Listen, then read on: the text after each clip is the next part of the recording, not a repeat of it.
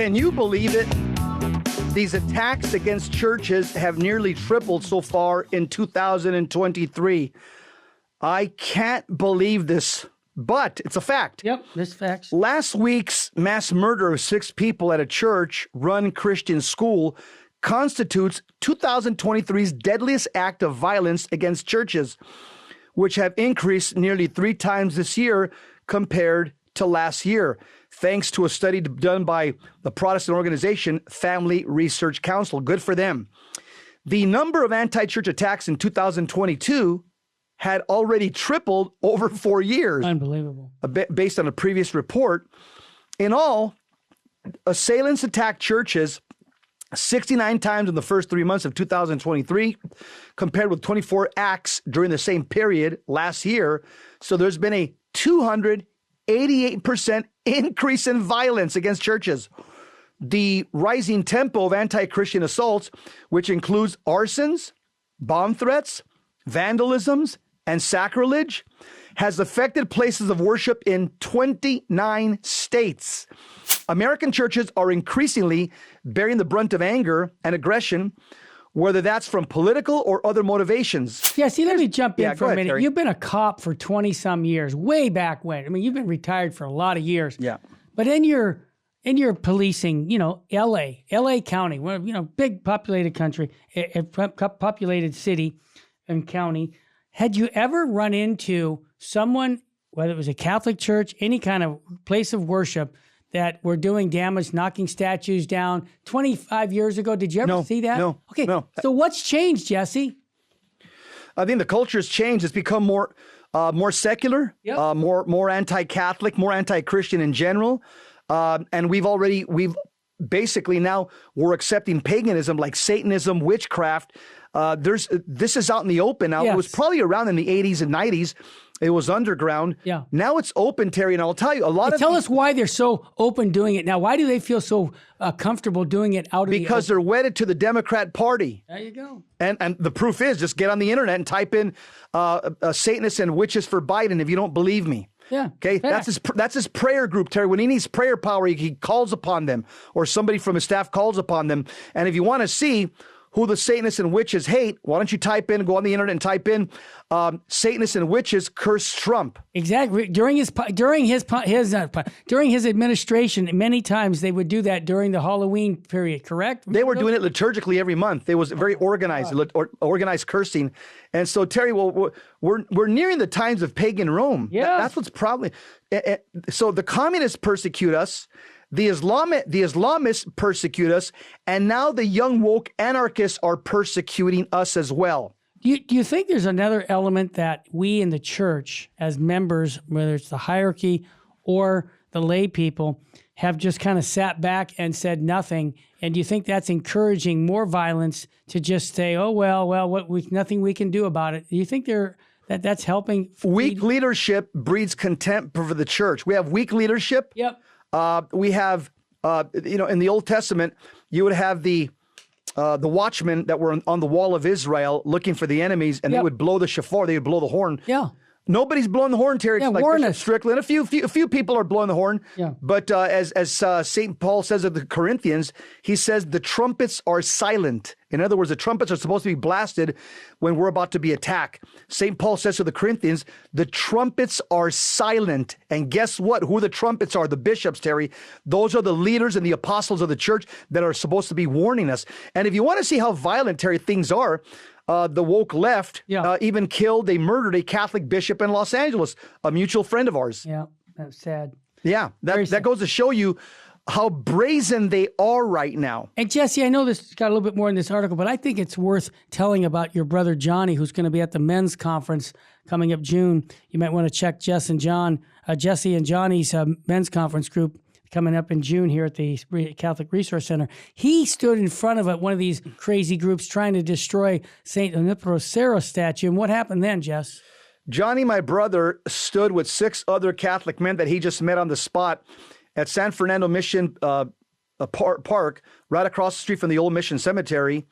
Over 100 Antifa and Black Lives Matter had crowbars and chains, and they came to the park to rip down a statue of Father Junipero Sierra, Saint Junipero Sierra. My brother was called by a pro-life friend of ours. He drove over there right from work, as tired, after 9 hours, 9 hours of work and driving an hour on the LA freeways. He drove over there, took out his rosary, stood in front of 6 Catholic men that he didn't know, but they all had rosaries, and they basically stood there like linemen, like football linemen, and they stayed off. They prayed away. They intimidated 100 Antifa and Black Lives Matters that were intent on destroying the statue and tearing it down. Wow. And my brother Johnny was saying, nope, you ain't tearing it down on my watch. Finally, the police department came, and my brother Johnny put them on the spot. He goes, are you guys going to stand with us, or are you going to let these guys tear down the statue? Because we're not. We're not. Are you standing with us? And finally, he pressured the cops. They said, yeah, we'll stand with you guys. We'll stand with you guys. And so the police was trying to negotiate a deal between Antifa and Black Lives Matter, my brother Johnny and 6 other Catholic men. What a story. And ultimately, Johnny and the men, they got their way. Yep. They weren't able to tear down the statue. But that's the type of men that we need in our society. That's what I call stepping into the breach. That's what I mean by a Catholic in the public square, Terry. Yeah. And Jesse, thanks for sharing that. And again, this wasn't going on even 5-10 years ago, Jesse, this wasn't happening. This seems to have picked up. And I still believe that the secular humanism that's being promoted in our culture, people have no respect for religious beliefs now. None. I mean, they're going to do whatever they can. I mean, I just saw on the internet, a lady who said, I do not want to see crucifixes or anything that does with religion. It was on the internet saying that it makes her nauseated to see these religious symbols. So we need to get rid of them in our culture. This is what we're up against. And again, I'm not looking for violence. You know what I'm looking for? The gospel. Repent and believe. Share the gospel with these people, because I got to believe, Jesse, this 28-year-old guy who did the shootings, what a sad man. In other words, he has no focus in life other than destruction. It goes right back to what Fulton Sheen said. When you don't know about what sin is, then you return to violence. Terry, and I'll tell you why this is also happening. Pope Francis just said it a few weeks ago. He said that secular humanism is diabolical. Did you get that? Good. He hit a home run with that one. He nailed it. Secular humanism, it's just not like, wrong-headed thinking, backwards thinking. No, secular humanism, as Pope Francis said, it's of Satan. It's diabolical. In other words, to live a life as if there's no God, that's exactly... Satan doesn't really care if you're a Satanist. All Satan wants is for you not to believe in God. Exactly. Because if you don't believe in God, guess what? You'll live like a Satanist. Sure. You'll behave like a Satanist. And so he doesn't need you to believe in Satan, in him. All he needs you to do is to reject faith in God, and you're going to behave like a Satanist. Fulton Sheen said, let me see if I get this right. He said, No, those who do not behave as they believe will believe as they behave. Exactly. Actions speak louder than words. That's Fulton Sheen. You nailed it, Jess. Yeah, that's what he said. Terry, just to kind of make some parting thoughts on this, it got all the statistics and all the vandalism done against Catholic churches, mostly some Protestant churches. Does this surprise us? Jesus Christ says in Matthew chapter 5, blessed are you when men reproach you and persecute you and speak falsely, saying all manner of evil against you for my sake. Rejoice, Catholics, because your reward is great in heaven. For so did they persecute the prophets who were before you. And Terry, I'll show you who's behind these attacks too. Let's just be honest. Yeah. Okay. The Biden government is instead of going after these criminals that are attacking Catholic churches and pro-life pregnancy centers, him and Merrick Garland, what are they doing? What's the Biden administration and the FBI doing? They're going after Catholics who go to the Latin Mass. I know, it's ridiculous. Because of a leaked FBI report from Merrick Garland's office, they say Catholics who go to the Latin Mass, guilty. They're suspected terrorists according to a leaked FBI report.